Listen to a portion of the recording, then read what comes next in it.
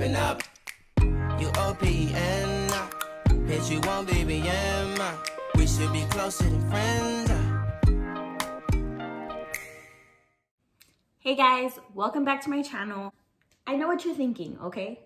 It's already about to be February. Everybody already has their goals. I've already come to the conclusion that I'm not gonna keep going to the gym. I'm gonna be honest with you guys, I've been busy. My family was on vacation from work and school for the past month, and I don't really feel comfortable recording when they're here.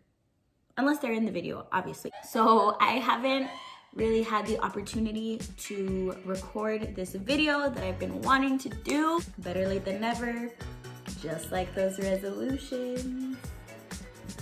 I'm not a professional. I'm not a trainer. I'm not a nutritionist. I am in no way, shape, or form somebody that you should listen to. But you guys still ask me these questions. So here we are. It's cutting season. We just ate tamales and menudo, and I'm hungry. It's time to get back on track. Let's get into the video. My first, bullet point, topic of discussion, set goals. Set your goals. Yeah, obviously, be specific. It can be overwhelming, but just like everything else, if you take it piece by piece, it's not as scary. Make that goal so specific that there's no question about it. If you want to lose weight, how much weight do you want to lose? If you want to lose fat, where do you want to lose fat? If you're that specific, it makes it easier to know what you have to do. Write it down. Put it in your notes in your phone or write it in a notebook. Tell somebody. I find that if I tell somebody what I'm trying to do, it lights a fire under my. I feel more motivated and more pressured to do it because somebody else knows that that's what I want to do.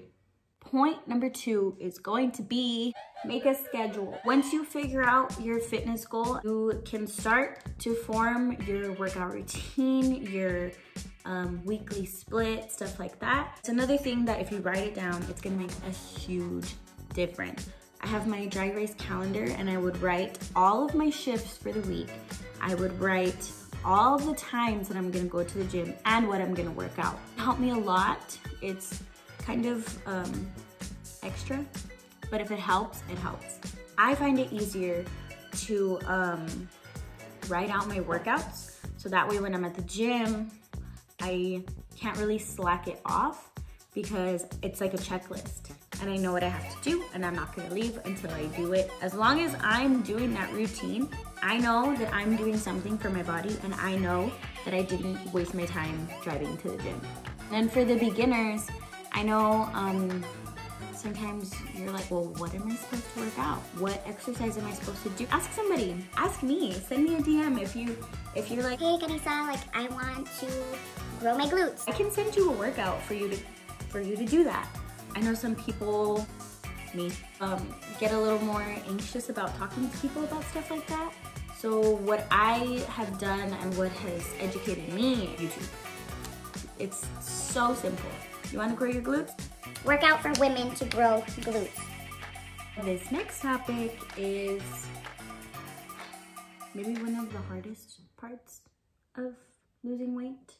Something that I don't particularly enjoy. It's something that personally attacks me. Cardio. If you like to do cardio, you're a liar or a psychopath. Just kidding. People like cardio. I hate cardio. I don't think that there's a cardio that I love to do, that I'm like, yes, give it to me. I will do it happily. No. But there are forms of cardio that I prefer. Part of the key to success when it comes to losing weight and working out is finding a cardio that works for you. If you go to the gym and you hate running and you force yourself to run every time you go, you're gonna have that stigma that you don't want to go to the gym because you don't want to run. Figure out something that's manageable, that's bearable for you, and maybe you won't hate going to the gym as much. You'll do it more. And if you do it more, you'll lose weight. Also, don't forget to do cardio after your workout if you're trying to lose weight. I'm not gonna go over this next one too much because It's pretty self-explanatory and everybody knows that you have to do this. Drink your water. Everybody knows you need to drink water to be healthy. It's good for this and it's good for that. But it's true, just drink your water. It helps with your metabolism, your energy level, your skin. A lot of people ask me about my skincare routine, which I don't really have one, but I completely believe that my skin is not the worst because I drink so much water. There's just a lot of benefits. Drink your water. It's not hard. Sorry, the lighting just changed. It's kind of cloudy outside. The next topic is a loaded one. Food. Food, I know this is a hard topic for people. I know some people don't like to talk about their eating habits, or some people just don't know what they should be eating, how often they should be eating. Don't starve yourself. I know publicly nobody advocates for people to not eat, but I also know that it is still a problem. You have it in your head, if I don't eat, I don't have calories. If I don't have calories, I don't have fat, and I can be skinny. No, especially if you are going to the gym, if you have a job, if you don't have the energy, how do you expect to function? It's a no-brainer, but I know I've struggled myself with eating problems. Basically what you're doing is you're taking away all of the results that you get in the gym because you're not feeding your muscles. They need to eat too. Be aware of what you eat. That doesn't mean like stop eating carbs and stop eating sugars altogether. Everything's good in moderation. As long as you're not having a loaf of bread a day, or you're not eating ice cream for breakfast every day, like you're fine. In the end, this is gonna sound very cliche. In the end, it is a lifestyle. It's not supposed to be a diet. It's not supposed to be a quick fix. This is your life. This is a change that you're making in your life. So if one day you're craving hot Cheetos, get a small bag of hot Cheetos. You're not gonna die. In my opinion, it's actually a little better to do that than to wait and hold off and hold off and hold off, because then eventually you're just gonna want it so bad that you're gonna eat so much just to satiate that craving. I've definitely done that a couple times. One thing that I loved when I started, the 3 times that I started my fitness journey again, MyFitnessPal. This is not sponsored, by the way, but if they want to, let me know. I guess it's like a calorie counting app type thing, which again, I don't really recommend. I don't feel like counting your calories is very healthy, but I know sometimes it's hard to keep track of how much fat you're eating, how much sugar, or you just don't know because you've never really paid attention to it. This app is really good for that.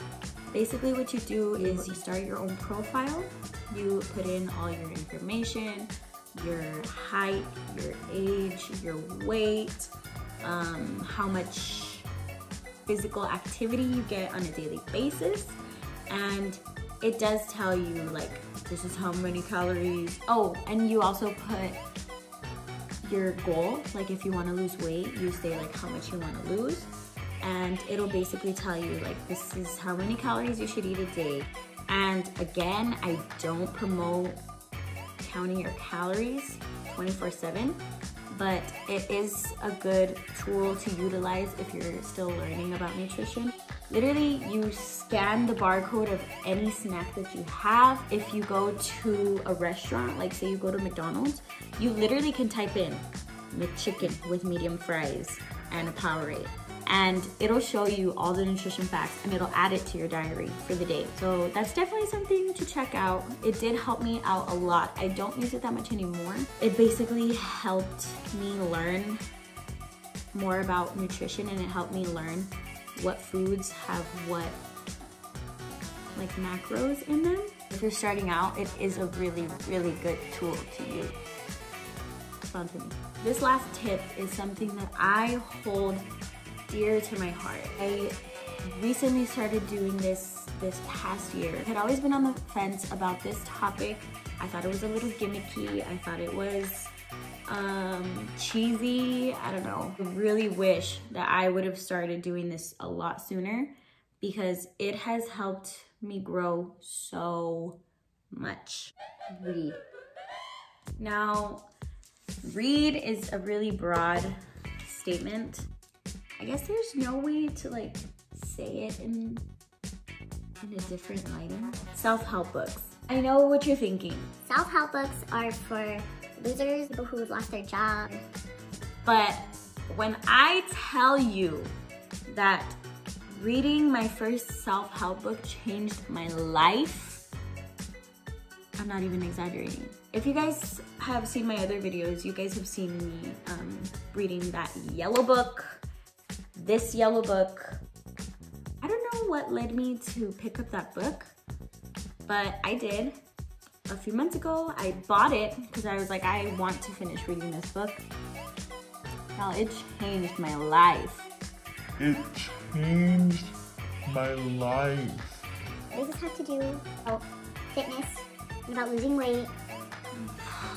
How do I even explain this? Basically, what that did for me was it just made me love myself a little harder. See my life in a different perspective, to change my way of thinking. I mean, when you love yourself, you want what's best for yourself. When you love yourself, you want to take care of yourself, physically, mentally, emotionally, all that. If you're in a better headspace, you have a clear path of your goals. It's a lot easier to focus on what you want when you know what you deserve, I guess. I don't know. It's really cheesy, but don't knock it until you try it. If you're not gonna read a book, there's tons of apps that have like daily affirmations that you can repeat to yourself. I sound like a hippie, but it's so true. Anyways, there you guys have it. My steps to success, recipe for a happy life. Achieving your goals. My DMs are always open. The comments are always open if you guys have any questions. I'm always here for all of you guys. And yeah. Now get your butt in the gym. Okay, bye.